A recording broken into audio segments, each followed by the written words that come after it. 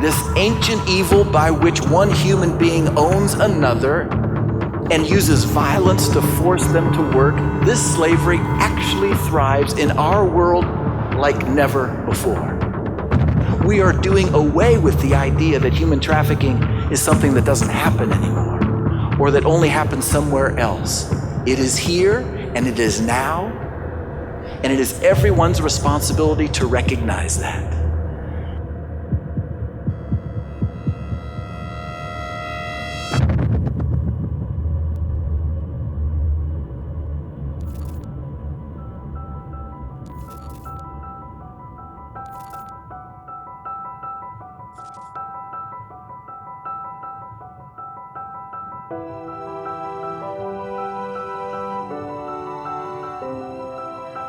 There really are just three things you need to know about modern day slavery.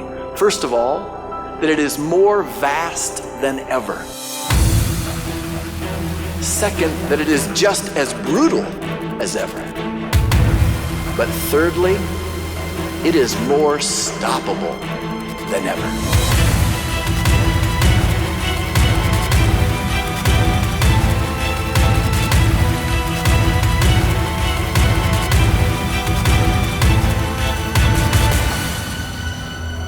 For the first time in human history, there is a generation alive that could bring an end to slavery as a force in human affairs.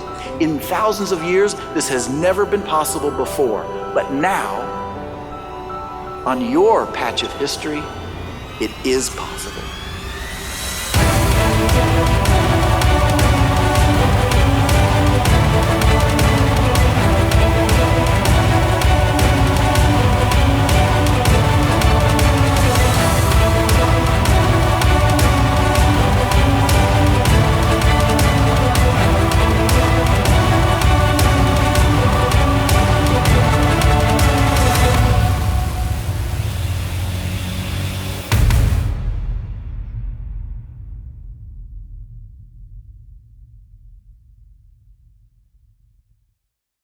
Thank you so much. My name is Dave McCleary. I'm the immediate past chair and also chair emeritus of the Rotary Action Against Slavery. It's kind of the vehicle in which Rotary uses to fight the issue of modern day slavery and human trafficking. I'm just honored to be with you tonight.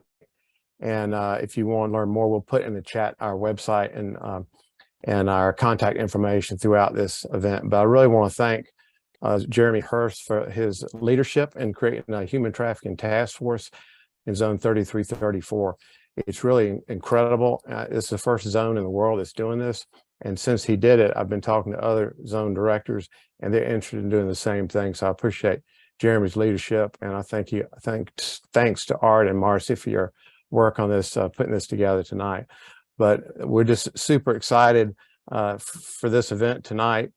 And what's interesting is tonight, you're not only going to learn about the issue of modern day slavery and human trafficking, but you're going to learn how you can, as a Rotarian, as a district, as a club member or president, can engage in the issue. We're going to give you a series of action steps.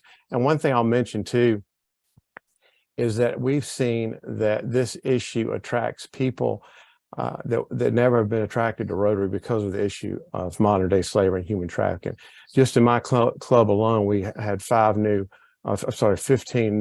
women join our club because of this issue. I've seen that all across, not just the U.S., but all across the world.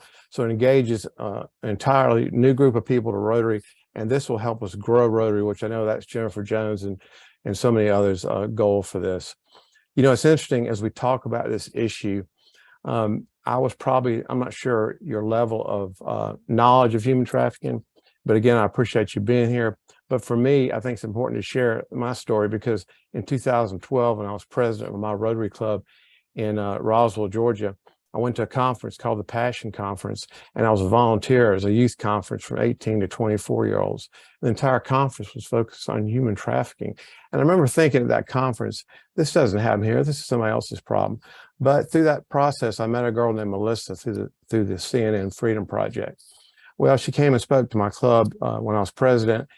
And after the meeting, one of our members gave Melissa a big hug after she told her story about being trafficked in downtown Atlanta for many, many years. And anyway, he gave her a big hug. I said, "How did you know Melissa?" He said she used to babysit my kids when she was 12.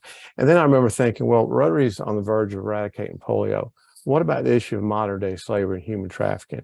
And the momentum that we have gained and the support we have gained from Rotary National is absolutely incredible. And just three quick stories before I introduce our panelists that I think is important to share. You know, Rotary, we have a sphere of influence all over the world. We're in 200 countries, 34,000 clubs, 1.4 million members.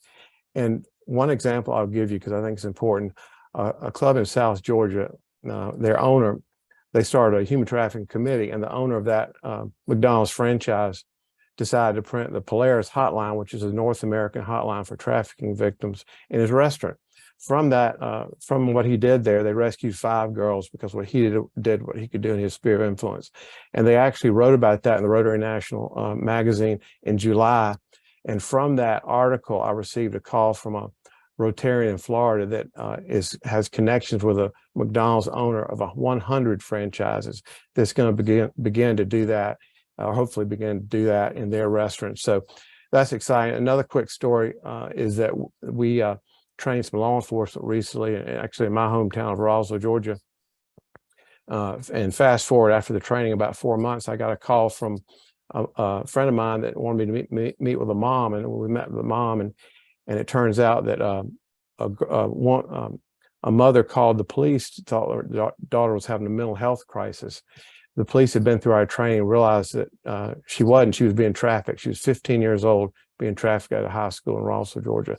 So that's the areas that Rotary works on. And one last thing I'll mention too, that is another action step for all of you all as Rotarians. Yesterday, I trained over 1,000 school bus drivers in the 3rd largest school district in Georgia. And we have the material and partners that can help you do that. So it's just really exciting that Rotary is taking this on. And we're, in talking to so many, we've convened so many amazing meetings and conferences, and they said Rotary could be the game changer, like it says in the video you just saw. We have 3 amazing panelists, good friends, and have been incredible working with Rotary for many years. And the first I'll introduce is, and I'm going to do a brief introduction just for the sake of time, but Bill Woolf's a dear friend. We met probably 8 years ago at Shared Hope International Conference when he was a gang detective in Virginia, DC area. And I was just blown away by his stories. And so I went to introduce myself, and we've been working together ever since. And because of his work in Virginia, he identified 217 trafficking victims, which is incredible. And then he also found an organization because he realized once he retired from the police force that we needed to have prevention. So he founded something called Just Ask Prevention. And actually he presented along with Amelia at the International Convention in Germany, Hamburg, Germany. He also went to work for the Justice Department, was asked to help the Human Trafficking Division for the Justice Department. And he was responsible for getting $100 million worth of grants back to the city. We actually had a roundtable with the Attorney General and some other leaders that he put together in Atlanta where they distributed that money. He was later the acting director for the Office of Victims of Crime, and it was a deputy director overseeing $6.5 million worth. He does a ton of work on legislation, which is incredible. And before I introduce, one thing I forgot to do is introduce my co-chairs. There are 2, Pete Doragh, who is on the call today, and Amelia Stansell, who is otherwise known as Supergirl, is not here because she's on vacation with her family, but I want to thank them for their incredible leadership as well. Second, I want to introduce Ashlie Bryant, who's a co-founder of 3 Strands Global, and she actually worked with past district governor Bob Deering in California to get the largest human trafficking grant that Rotary's ever issued. They now have educated over 500,000 students and 60,000 adults, which is incredible. They have programs in California, Utah, Texas, Michigan, just started one in Georgia, and the Republic of Cyprus, which is pretty incredible. Actually has been vital and also in legislation in California.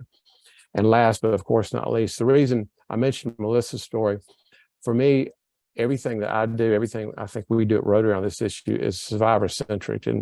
And Rachel Fischer is an amazing person, good friend, and she's a survivor leader in her own right. And I love the term that she used on her website, leadership empowerment. And she does that through empowering survivors to be more than their story. And it's so incredible to see the work that she does, and not just with survivors, but she's also a nurse and a nurse consultant. And she brings clinical experience, medical education, scientific background to this arena. She's also an expert witness for trials for trafficking victims. So she's not only helping the victims, but she's helping get larger penalties and convict the buyers of these girls. And she's just a huge advocate. So I appreciate the three of them being here today, and just honored that we have this opportunity. This will be the first of many events on this. And as we go through this chat, we'll have our contact information in the chat, so you can reach out to us to find out more how you can get involved. And we'll give you at the end of the presentation, Pete and I'll give you kind of action steps that you can take as a club and as a district, as a Rotary member, because it's all about the power of one. So we appreciate everything here. We're going to start off with Bill, because vast knowledge that he has. He's going to kind of frame the issue, talk about some of the work he's been doing. Rotary's worked really close with him on a lot of areas, but in particular as it relates to advocacy and legislation. So he's going to kind of frame the issue and give us a few things that we can do as Rotarians. Well, thank you, Dave, and thank you all for being here with us today. I mean, it's always a pleasure to be with Rotarians, to be with true change makers around the world that are having such incredible impact. You know, Dave, that video that you showed there in the beginning from IJM, just incredibly powerful. And to know that, you know, this truly is the time. And I believe that this is the generation, this is the opportunity that we have to really impact this issue of modern day slavery in a meaningful way. You know, we all have our stories as to how we first intersected with human trafficking or how we first heard about it. Mine, as you mentioned, was as a law enforcement officer. I was working gangs and encountered my first case, and I had no idea what it was. In fact, I remember going to the prosecutor's office and saying, hey, this is kind of laying out what we have found. And prosecutor looked at me and my partner and said, well, you've got a great human trafficking case. And we said, what the heck is human trafficking? You know, it's something that unfortunately is right in front of our eyes, but so often we don't have the training to really be able to identify it. And so, Dave, I just commend you for all of your work and being able to go out and train those bus drivers and those law enforcement officers and the other folks in the community, because it is having very real impact. But what is this issue of human trafficking? What are we really talking about? You know, we could get into the legal definitions and, you know, take apart the legislation and the federal law, but really what it boils down to is human trafficking is compelling a person to engage in forced labor or commercial sex, typically through force, fraud, or coercion. What does that mean? It means that we're causing other individuals to be engaged in these exploitive labor scenarios or in these commercial sex scenarios. In the United States, we recognize both labor trafficking and sex trafficking, and it is extremely predominant here in the US and all over the globe. Human trafficking is the second largest criminal enterprise, second only to drug trafficking, and generates approximately $150 billion annually in illicit profits. This is big money. It is big industry. And criminals, organized crime, has learned that it is easier to exploit human beings for profit than it is to move drugs or guns or any other type of criminal activity, which is why it is growing at an exponential rate. The United States was one of the first countries to truly identify human trafficking in the year 2000 with the Trafficking Victims Protection Act. The United Nations followed suit a year later with the Palermo Protocol, which has been the guiding principles to addressing this issue of human trafficking. When those original documents were formulated, they were built on a three-pronged approach on how to successfully combat human trafficking. Those three prongs were protection, prosecution, and prevention. We've been doing a great job at really trying to figure out what works and what doesn't work. But in the grand scheme of governments and government response, we're really in our infancy stages. And I'm so thankful to be here with incredible leaders like Ashlie Bryant with 3 Strands, who's been doing amazing work for many, many years in this space to really take to heart those 3 Ps and figure out how, as a community organization and now a national organization, can really be focused in on making change in this space.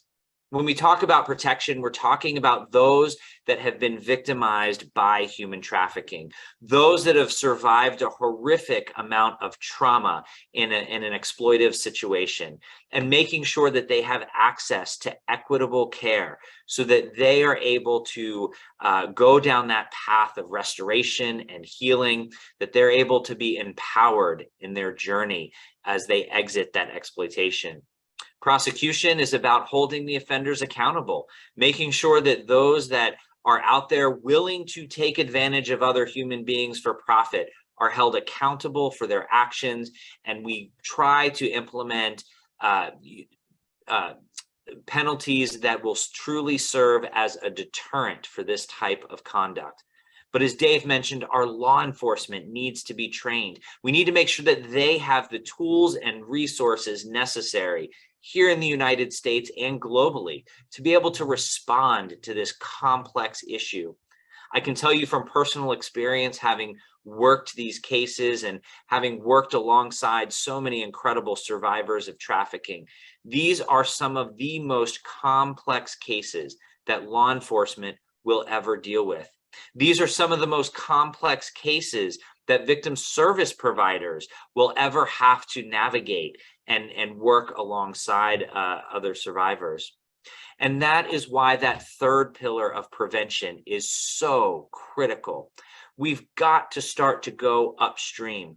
We've got to educate communities. We've got to implement effective prevention curriculum like 3 Strands Global does to be able to ensure that our young people are not subjected to this type of exploitation.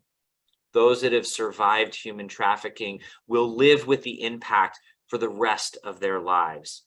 But so many young people that are targeted, and when you think in particular here in the United States, the average age that somebody is targeted and manipulated into sex trafficking is around the age of 14. It's unacceptable, and we can be doing more.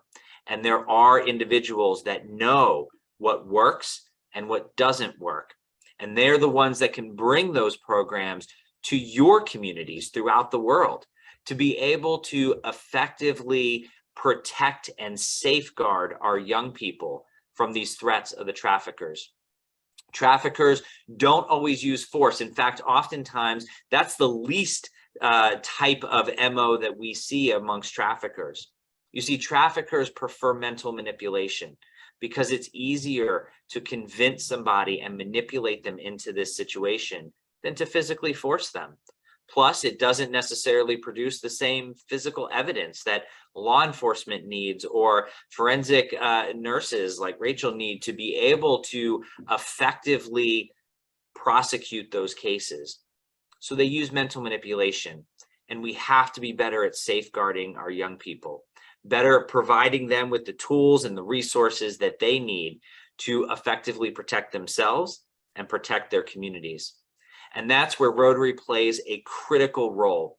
So many young people that I've worked with as survivors of trafficking said, I just didn't know. I didn't understand. I didn't know what was happening. And when I was being groomed or manipulated, I didn't know who to turn to. Folks, that's unacceptable. In our communities, we are called to be beacons. We are called to make sure that systems are in place. And I can tell you from having worked at the U.S. Department of Justice that many of my former colleagues there are working very hard to implement real programs, but we cannot look to governments alone to fix this problem. As Dave mentioned, a lot of our work now is focused on ensuring that good policy is in place, that we're advocating for common sense legislation and policies on behalf of executive branches and governments around the world to be able to effectively combat human trafficking. But we need the engagement of the community. And there is no other better organization that I can think of that has the pulse of the community, that are leaders, that are those that can really be change makers than Rotarians. I've been working with Rotarians for well over a decade now and have truly been impressed by the way that they can move mountains. They can do it better. You all can do it better than any government, any professional, any other organization that I've worked with. And so it is truly an honor to be here with you all tonight. I look forward to engaging in conversation and sharing some calls to action with you about how you can better engage. And it's truly an honor to be here on this virtual stage with those real change makers like Ashlie at Three Strands Global and her team that are in the field doing the real work. So thank you for being here tonight. Thanks so much, Bill. You know, there's one example that Assistant District Attorney gave in Georgia when she spoke to one of our Rotary meetings that we had. She said that what we're doing, we educate people, we're educating the jury pool. What you don't realize is that these victims of trafficking don't trust anybody. They've been abused. Other things have happened. So when you educate that jury pool, we're more likely to get a bigger conviction, which is a part of what we try to do day in, day out at Rotary, is educate, but also we'll give you action steps. And we use the Rotary Action Group Against Slavery website as a resource for sure. And last, I'll just say that we offer hope. That's what Rotary does every day. We offer hope to people. And so don't think about the 50 million that are enslaved around the world. Think about that one you can help in your community, like that McDonald's owner did. And we can, together, we can make a real impact. Well, next I'm going to bring up Ashlie Bryant with Three Strands Global. They're doing amazing work. She's obviously she's a Rotarian, and I mentioned her grant earlier, but they also have an amazing program, Employ Plus Empower. So once a survivor goes through therapy, what's next? Employment is the next thing, and that's another area that I'd love her to touch on a little bit that Rotary can help with. So thank you for being here, Ashlie. Yeah, thank you so much. Thank you. It's always an honor to be able to speak to other Rotarians because you are action people. Bill talked about that you are people who want to do good and you want to serve in your communities and in your states and around the globe. And I so appreciate that. And we really need you to end human trafficking for sure. So I think I'll open up with a story because I think it's powerful to be able to do just that. And I happen to be this week with all of our staff at our onsite. And so I'm going to share a story actually from our prevention education program that came from one of our education directors in the states that we work in. And this is a 14-year-old at a high school, a young man who was in a health class, and his teacher was actually using the prevention education curriculum and training that we developed called Protect. And as the teacher was teaching the curriculum to these ninth graders and had finished those days of going through the curriculum, this young man was in PE as a next class. And as he went to his next class, shared with his PE teacher that something just really was making him feel like he needed to have a deeper conversation with that teacher. And that teacher had been trained also with our Protect program. And so was having an open conversation with this young man. And as the young man started to unpack what had been happening in his life, and particularly in his family and with his uncle, the PE teacher said, I think it would be a good idea, if you're okay with it, to go talk with your health teacher again so that she and I can be able to have a conversation around how do we best support you and get you the resources that you need. This young man not only got the resources that he needed to, but didn't understand, which often happens in this space of someone who has been exploited and who has endured the trauma that they have, that they don't know exactly that they have been a victim of exploitation or human trafficking. And so really important, as Bill just mentioned, as we talk about these P's from a federal perspective of prevention and prosecution, Actually, there's a fourth too now, partnerships and protection. But as we talk about those 4 Ps, that we really, for us at Three Strands Global Foundation, focus in on the prevention. So that story that I shared with you, the young man got the resources he needed, that prevention actually made that impact. So when we talk about going upstream, stopping the crime before it starts, it really is a space where I feel like that Rotarians can really get involved in, right? And Dave talked about the global grants that we were a part of with our schools. But you all are connected to superintendents, to principals, to counselors, to health workers in the schools, to cafeteria staff, to yard duty staff, all of those people who are around a school.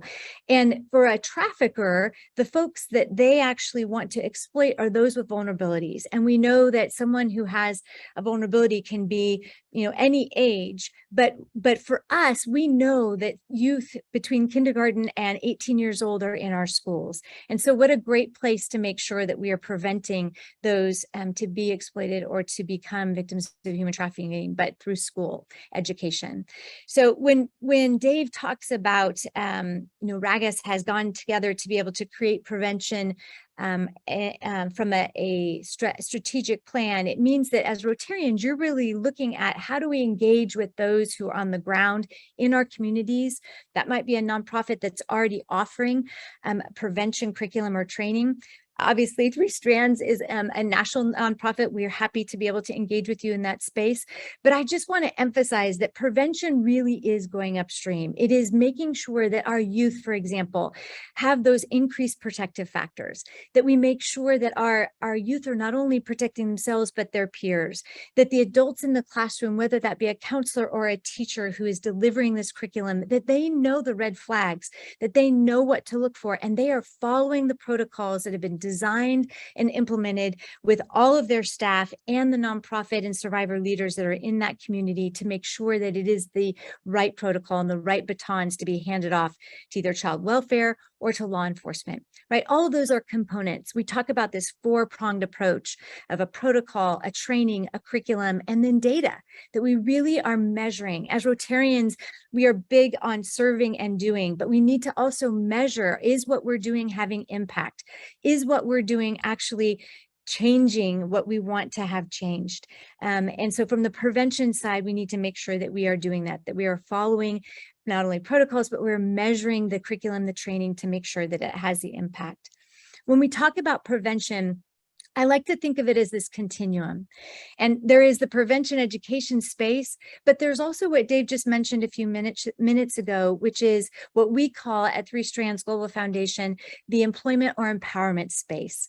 And that is if someone has been is a survivor of human trafficking, how do we make sure that they have all the resources that they need, their basic needs are met, that they have a sustainable job, or they have the continuing of education to ensure that they will not be exploited, re-exploited again, right? And so when we talk about empowerment and we talk about as Rotarians, this empowerment piece, because we talk about it across all over the globe, it is really ensuring that survivors are thriving in the places they want to, that we meet those individuals where they're at, and we ensure that the choices are theirs. The power is given to them to make the choices that they want to and be able to do the things that they want to do, but that we really make sure their basic needs are met and then their education or their employment is provided for. And then we open those pathways, we break down the barriers. And I'll give you a story actually from this week again. And this is a story of a survivor who actually was forced to work with no pay. And he was in a situation where he was a caregiver. He was giving care to those who actually had memory issues, and that they actually themselves were not being able to provide for themselves. But in that situation, he was being forced to work and not to be able to provide not be given the funds that he needs to be able to have a living. And so in that situation, when we think about someone who has been forced to work and is not being paid for what they're doing, then that falls under the umbrella that Bill talked about before of human trafficking. And so for us, when they come to our program of Employ Plus Empower, we want to ensure that they are no longer being exploited, that we do everything in our power to make sure their basic needs are met. And then in this case, we make sure that they have a sustainable job so that they will not be exploited again. And in this example, this person is thriving with the work of caseworkers and social workers and mental health therapists to make sure that they can be in a place to be able to thrive in the role that he wants to, wherever that may be, whether that's to be able to slowly get back into caregiving or choose a completely different job that he can feel like he can thrive in.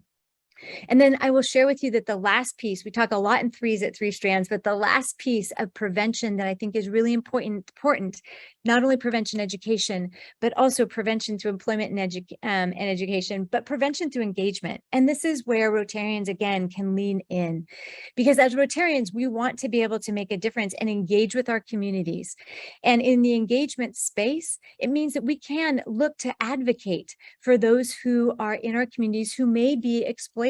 That advocacy can be in different events that we can hold. Like Dave shared with you that he trained 1,000 bus drivers. He's engaging in this effort and he's getting out there as a Rotarian to make sure that a nonprofit is supported in his community to train 1,000 bus drivers. You can engage in similar ways.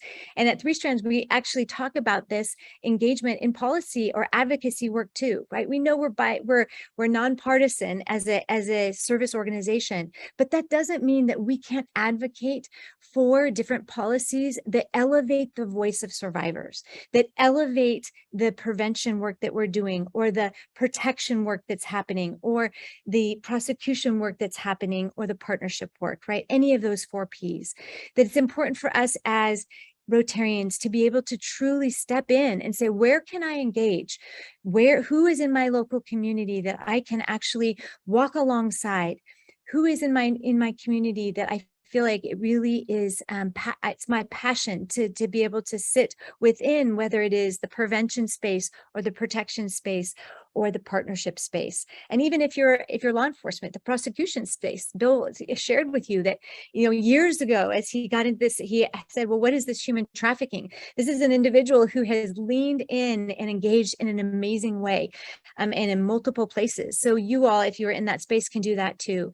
But I think it's really important as we look as Rotarians to be able to say, where do you fit, and step into that place, whether it be any of those 4 areas, because we need you as a nonprofit in practice. We need you to be able to say, hey, Three Strands, we need you to step in on the prevention space, or hey, we need to be able to step in to be able to work with some of our local nonprofits as well. The practice portion needs you desperately. And I believe without any question in my mind that Rotarians can help us end human trafficking, not just disrupt it, truly end human trafficking. So thank you so much for being here. Thank you for encouraging this zone to have this summit. It's so powerful. I can't wait to see the other zones that engage. And it's an honor to be a part of this day. And I look forward to engaging with all of you more.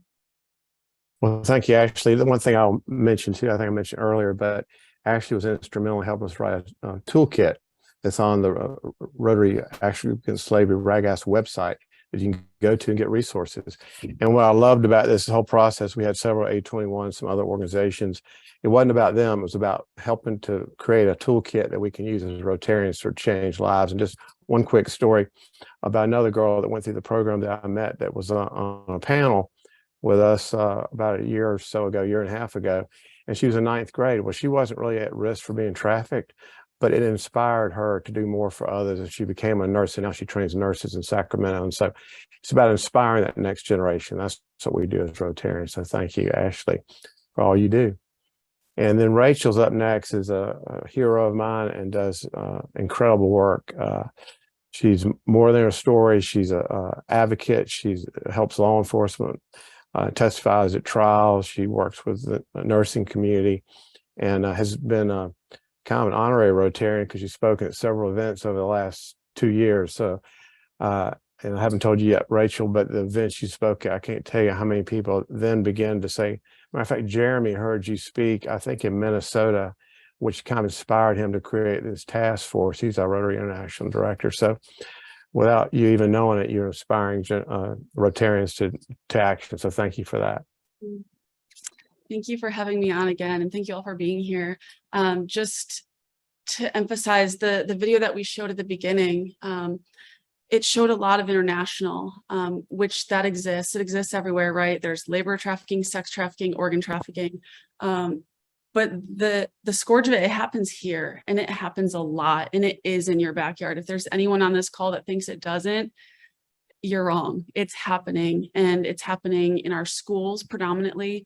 My personal story, I'm from Detroit, Michigan. I live in Houston now, but I was born into a family where my father was the leader of a biker gang, and they trafficked women, one being my mother. And so my mother, I grew up thinking she's just a prostitute, she's in prison and not my whole life, not understanding she's not a prostitute. Women are not prostitutes, they're prostituted. It's something that's happening to them, or they're in prostitution, something they're forced to do. And that's something I had to learn. So even reframing your language when talking about the subject is going to be huge if you're going to be getting involved. But I was born into that, and then taken out at age 5 in a federal drug raid and put into the foster care system. And unfortunately, it was not a great scenario. I was in and out of different homes, and then placed in a home where there was a lot of abuse, sexual abuse, physical abuse, and neglect. And it wasn't a great scenario. So the details about what I went through don't matter. But focused on the trafficking piece is when I was 15, and I thought running to the streets would be a lot better than the abuse I was facing at home. I got online and I clicked on an ad, because that's where a lot of this is happening. It's not just people walking up and down the streets, it's happening online, especially now, especially after COVID. It's at your massage parlors, it's in the online world, it's schools, it's their social media platforms. And so it happened for me online, because when you give your child access to the internet in their little phones and iPads, you're giving the world and the internet access to your child. And that's how it happens. And that's how it happened in my case. I clicked on an ad and I met people who offered me a better opportunity, a place to live, safety, that they would build me a portfolio, take photos, get me into a modeling career, made me all the promises. And this is a very common story that I hear with a lot of survivors now. But I was 15, I ran from home. I thought it would be better, and it definitely wasn't. I went through years of traumatic experiences and doing a lot of things that I didn't have control over. The only thing I had going for me that kept me stable was the state would send subsidy to this foster family. One of the reasons they had children was to have sex with them and get money from the state. And so luckily that subsidy paid for me to go to a private Baptist school. So I was in a private school. So that was the only structure that I had. So my faith was really the only thing that got me through it and gave me, hope for a future. But I went through a lot of really bad things that a lot of children and teens are going through right now. And it took a lot of healing to get through that. And eventually I did make it out. But it's the common story that I'm just a runaway youth. I got looked at as a bad child. I got told I wasn't allowed to go to youth group because I was acting out. My grades were declining. I started having new friends that nobody knew about. I was in and out of psych wards for suicidal attempts. Like, I just wanted to be done. So somebody asked about red flags. Those are some of them. And it's different in every case, but they target vulnerabilities. They don't target certain individuals. So it's wherever your vulnerabilities are. And I had a lot of them. And so I was targeted. And even getting out of that, you find somebody, the whole sugar daddy scenario. Somebody's like, oh, you shouldn't have to go through that. You're only 18. Let me help you. I'll give you a better life. And then you end up just at a different level, but still being forced to do the same things, and you don't have control over your life anymore. And so luckily for me, I got out of that scenario and I was able to get my nursing degree. So I became a nurse, and now I'm a forensic nurse. So I take care of patients who have gone through this, and I testify for them in court. And now I consult with various nonprofits that fight trafficking. But the issue here, the main thing that I want you to take away too, is human trafficking is a big word that everybody knows. It's a buzzword. Everybody's getting involved. But even when I was 23 years old, I didn't know what human trafficking was until I learned about it. And it was actually at a passion conference that I heard that. And I think, Dave, we may have been at the same one in Atlanta, Georgia. I just realized that. But Louis Giglio was there and they were talking about trafficking. And I'm like, oh my gosh, there's a word for what I went through. And it made sense. I just thought I was a bad kid. I thought there was something wrong with me. And then that was when my healing started, when I realized it wasn't my fault and that I was just a child who was being hurt. And so that changed the trajectory of my future. So when you're working with people, you know, it's meeting them where they're at. You know, you're not going to go up and say, are you a victim of human trafficking? Let me help you. You know, people are in the life, they're in the game, they're hustling, they're making their bread, they're trying to survive. Right. And I tell people, I'm not a survivor, I'm surviving. It's a daily choice I still have to make. And it's a lifelong journey of healing, and it affects every aspect of your life forever. So it's not just once you rescue them, they're done. There's a whole journey of restoration that has to occur. And it takes a village, it takes a community. And the whole issue of it is it's supply and demand, right? So you look at the girls that are being sold, and the girls don't get to keep the money. It goes to the pimps or the traffickers. And these pimps or the traffickers, trust me when I tell you, they're in your industries. They're CEOs, they're bankers, they're driving nice cars. They don't always have a pimp hat and chains. They look like any one of you. I've seen them all. And who else is in the mix? The demand, right? So you've got the buyer, the seller, and the sold. So it's a triangle. There's three people involved. There's the child or the person that's being sold, the person who's selling them, the trafficker, and then the buyer. So my heart is focused on the demand side and stopping the people who are buying it, because we can go rescue people all day, but there's a saying in the life, we don't chase them, we replace them. So we can wear ourselves out rescuing all day, but if you don't stop the demand and stop it before it starts, you're just going to get exhausted. So we really have to focus on educating. You know, I tell people that 100 men who went out and they went online and they paid for an escort or they paid for sex last night, I don't think they understand the story of the girl who's actually in the room. And I really wish that if they had known, I would hope that 50% of them just wouldn't do it. But the problem is they don't know. They truly believe that these girls want to be in the sex industry. They truly believe that that little girl grew up saying, I want to be a prostitute when I grow up. They don't. It's not a thing. There's a series of events that brought them to that place. And so it's really targeting education to the demand. And statistics show that it's predominantly males who are purchasing sex. Labor trafficking happens predominantly more to male victims, and sex trafficking predominantly more to females, but it does happen to both. But it's, you know, targeting the buyers and having them understand. So education is key, and being survivor informed. When you're going to get active and do stuff, you have to involve survivors, the ones with lived experience. I would advise, do not start another nonprofit. Probably half of y'all on the call are like, oh, I'm going to start a nonprofit. My heart's on fire, but we don't need more nonprofits. There are so many that exist. We just need them to work better together. We need people to collaborate and not compete. Find what you're interested in and find a nonprofit in your area that works with that can partner with your local district, that can partner with your industry and partner with them and build a vertical up.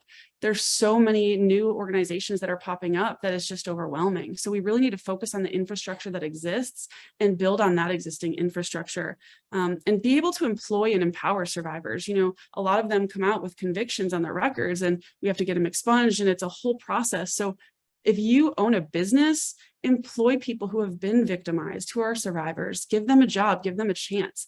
And don't re-exploit them, because you do need them. If you're going to get involved, you need them to educate you on how to properly, you know, work with other survivors and work with the industry of anti-trafficking. So make sure that you're not re-exploiting them. If you want them to come share their story, make sure you're paying them for their time, that you're honoring their story, that you're not just going to, you know, do what everybody else does and make them work and give up part of their soul by sharing their story for free. So make sure that you're pouring back into survivors and just building them up and giving them opportunities to grow and to become somebody like you on this call with other leaders, because they're not dirty, they're not different. They just have trauma that needs to be worked with. So they need to be loved where they're at. And really a lot of the things that's difficult to talk about in this is sex, right? When you're talking about sex trafficking, which is the predominant type here in the United States, nobody wants to talk about sex. It's a dirty word. Nobody wants to talk to kids about sex. So it's hard to get into the schools. So you heard the average age is 14. That's accurate. I've seen as young as 8 years old, but it's all ages, and it's predominantly teenagers that are in this industry. And if we're not educating our children and our youth because we're afraid to talk about sex, you're allowing them to click on these ads, to talk on these social media apps to these predators because they're not being educated. So it's easier for you to come ahead and educate them first, as opposed to coming on the back end when they get caught and you tell them they're grounded for something they did. It's a lot different if you can do prevention by educating. So don't be afraid to talk. We have a saying in my industry, 8 is great, right? So start talking about these things at age 8 and be the first one to talk to them. Work with your schools and educators on allowing people to come in and educate the kids on what to look for and the red flags that they need to keep them safe, because it really does start with children. It happens to everyone, but we really need to make a difference with the group that can make the difference, which I truly do believe is y'all. You guys have so much potential and such a following, and you guys are so passionate about everything you do that this is something that you can truly make a difference in. So it starts with you. So I'm really excited that y'all are on the call and that you're gonna, be able to figure out the what's next now that you know. Thanks so much, Rachel. Incredible story, and thanks for all you do to bring awareness to this issue and work with the Survivor Network and help with prosecution. So Rotary's here to support you, and we're just really excited about that. So thanks so much for all 3 of the panels. We're running slightly behind, so I would, Pete is monitoring the questions. Why don't we take one question? And so for those that we don't get to your question, we've captured the chat. We'll make sure to reply to your question via email, or my contact's there. You can email me directly, or any of the speakers you can email directly if you have a question for them. And then we'll take one question, and Pete and I will close us out. So one question that a number of people asked had to do with what red flags people should be looking for. And that was principally addressed to Ashlie. Yeah. So, and I mean, Bill and Rachel jump in because I know that everybody's got different red flags that we can probably make a huge list, but I will tell you that one of the things that we really want to make sure happens for youth is kind of what Rachel just talked about, is increasing protective factors, right? So one of the red flags that we have seen in multiple states and with high schoolers are multiple phones. So not just one cell phone, but actually 2 cell phones. We've also seen hotel keys. We've seen that also in the classroom, as well as an individual, and this is more sort of, I'm talking about the youth here, but an individual that has a certain way of holding themselves, or a certain way of dress, or a certain way of things that they have in their possession, and that changes dramatically. So whether that is their dress, whether that is that they were an extrovert and became not so much, more private, just any wide swing change on the part of someone in the classroom, or a young person, someone who is also less communicative and than they used to be with someone who was a trusted person in their family. Those are just some of the things with a young person. And Rachel and Bill can talk about other red flags and different ages too. I'll jump in real quick. I agree with everything that Ashlie said, and I want to just highlight something that Rachel had talked about.